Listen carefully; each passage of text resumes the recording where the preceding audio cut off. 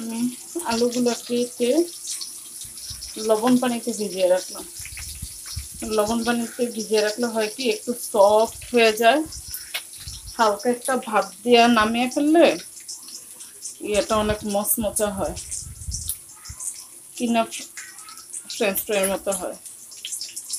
আমার হাতের এই ফ্রেঞ্চ ফ্রাইটা আমার ফ্যামিলির অনেকেই পছন্দ করে, মচমচা থাকে দেখে অনেকক্ষণ। আমি আজকে একটু করে রাখবো, আমার মেয়ের জন্য মাঝে মাঝে ও একটু খেতে চায়। তখন ঝটপট তাড়াহুড়া করে করতে গেলে হয় কি আলুটা তাড়াতাড়ি নরম হয়ে যায়, মচমচাটা থাকে না। ডিপ ফ্রিজে রেখে দিলে আপনি যখন তখন নামিয়ে ভাজতে পারবেন, সমস্যা হয় না। আমি এটা এখন লবণ পানিতে ভিজিয়ে রাখুন কতক্ষণ, মাছটা ভাজি হোক, মেয়েকে গোসল করিয়ে দিই।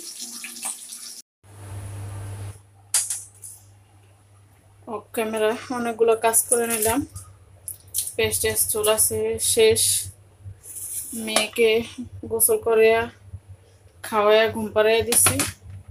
আলুটা একদম সফট হয়েছে, দেখুন পাকা করা যায়, দেখুন ভাঙে না। এরকম নরম হয়ে গেলে আলুর কষ্টও চলে যায়, কষ্ট থাকে না। আমি এটা এখন ভালো করে ধুয়ে নিব, ধুয়ে তারপরে ভাপ দিয়ে রাখবো।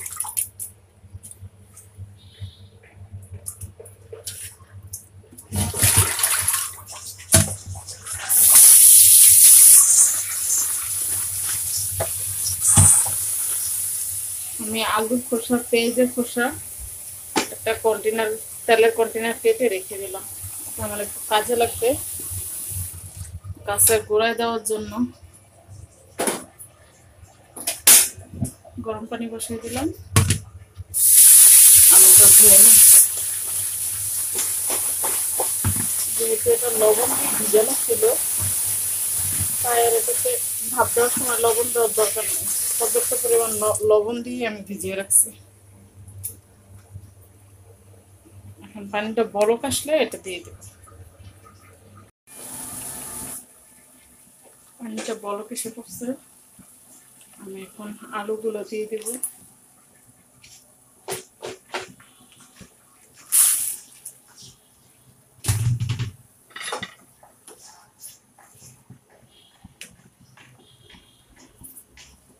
ফুল সিদ্ধ করবো না, একটু হালকা ভিতরে শক্ত শক্ত থাকবে, উপরের ইয়াটার লেভেলটা একটু নরম হবে, এরকম আর কি।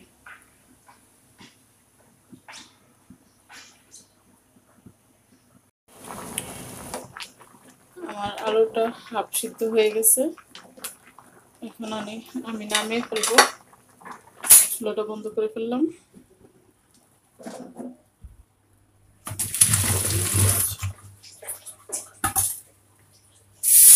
আমি একদম কল ছেড়ে পানি দিয়ে এটা ঠান্ডা করে নেব। ঠান্ডা করে পানির সমস্ত পানি ঝরাইয়া ঠান্ডা হওয়ার পর আমি এটা ফ্রিজে রাখবো। এই দেখুন হাত দুটো দেখতে ভাঙবো না আমি, এই যে সিদ্ধ হয়ে গেছে অনেকটা। এই পর্যায়ে যদি আমি ফ্রিজে রাখি তাহলে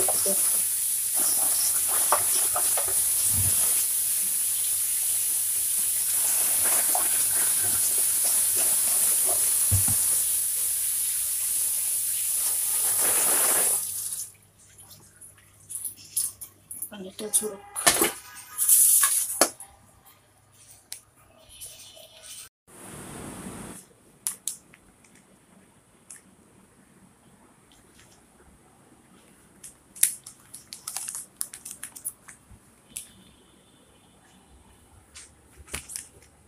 আমি যেভাবে ফ্রেঞ্চ ফ্রাইগুলো প্যাকেট করে নিলাম, এখন ফ্রিজে